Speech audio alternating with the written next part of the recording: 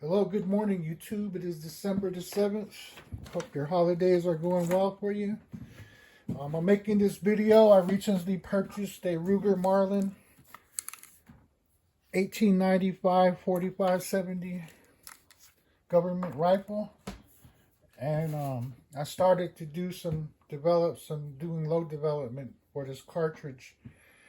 And I stumbled across a couple things that threw me off, as well as some questions in some other forums of people asking about the Leverevolution brass. And so when I started reading the instructions to set up the dies, I was kind of wondering myself, I go, well, once I started getting into it, I'm like, what's Leverevolution brass?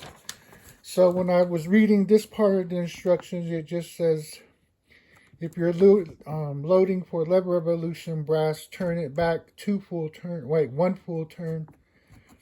And then for 4570 brass, go 2 full turns. So I'm like, well, I thought this was all 4570. And then also reading in the Hornady book,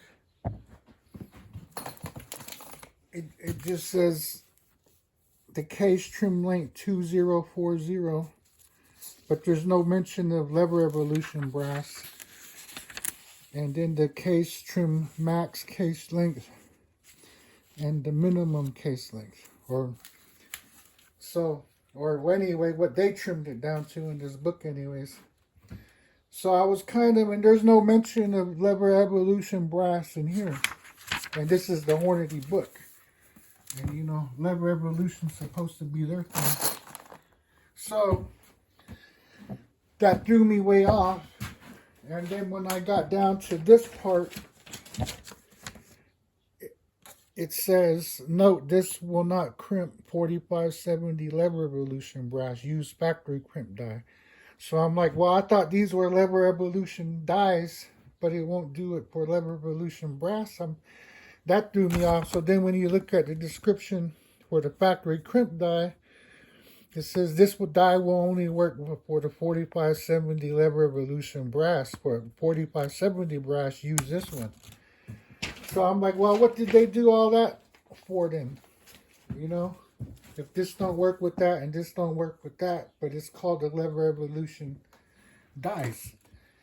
So well, anyways, you can use these dies for either Leverevolution brass or regular 4570 brass. And the only difference between the two is one has the Leverevolution brass needs to be trimmed down shorter because of the shape of these bullets that have those tips on them. As you can see, the shape between this and that, and these. So they have to trim back, otherwise it's going to wind up seating too far back up into the ogive or past the ogive or something, and then as well you won't be able to crimp the bullets. So that's why they trim it back when it comes to using those specific bullets that they're using for the Leverevolution Hornady ammunition. So anyway, so I have 200 pieces of brass I bought from Mid-South Shooter Supply. And they all measure out just this, in fact, this is the shortest piece I've measured so far. But most of them are right about 2 inches. And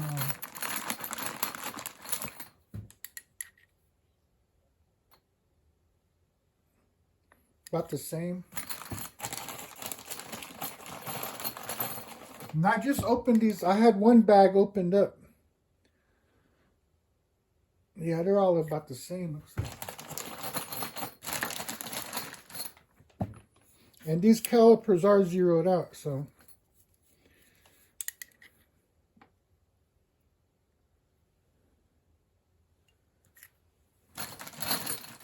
They're all within spec. And I loaded up 3 rounds already. And just for load development, because I bought this H4198 powder. I couldn't find any IMR anywhere. It's not even in stock online on Mid-South or anywhere I searched. So the fired rounds actually are shorter than before I fired them. I don't know how that works out. I always thought they grew larger. And this is fired brass from the federal ammunition. These are nickel plated. And this is the 300 grain hammered down ammo. And same thing. They seem to get shorter after you fire them. While we're at it, we'll see the case overall length on their ammunition.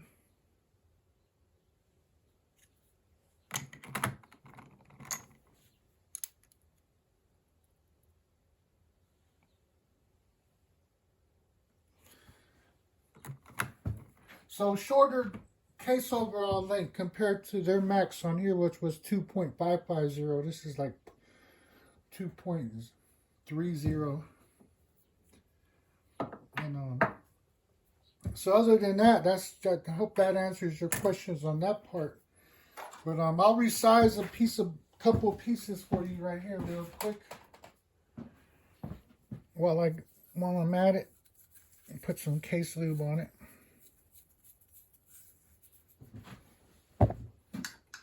And we'll check the lengths after I resize it.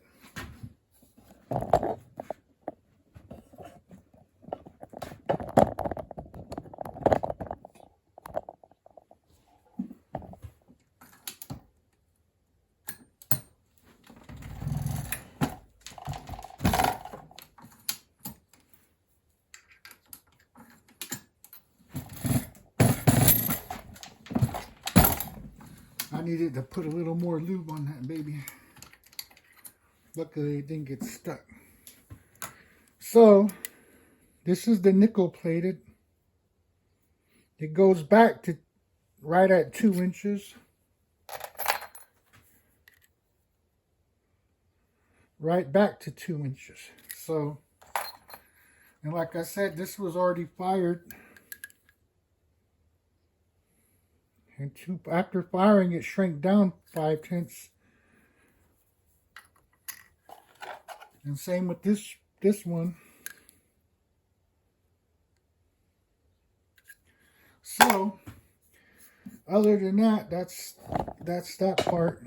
And while we're at it, I have the case length gauge from Wilson, LEE Wilson.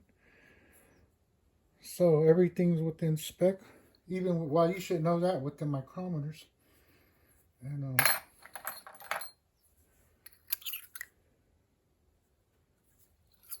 it's all good. So, other than that, hope that answers your questions. If you started to get into reloading and then you're wondering and you want to order some parts, go ahead and order the Leverevolution set of dies, and you'll be set, just in case you ever pick up some range brass or have a buddy that shoots 45-70 but they don't reload, but they're shooting the Leverevolution ammo. You'll be able to reload with this set of dies, both Leverevolution brass and regular size 45-70 brass. You'll just need to order the other part for the 45-70.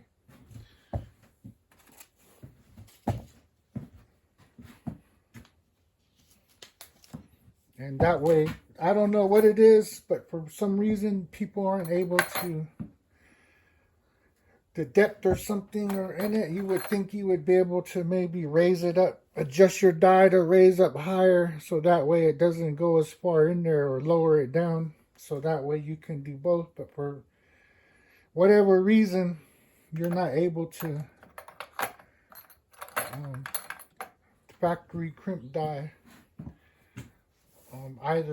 You can only factory crimp die the Leverevolution brass with that specific part out of this die set. So, all right, I hope that answers any of your questions or helps any other reloaders out that are getting started in 45-70. Y'all have a good one.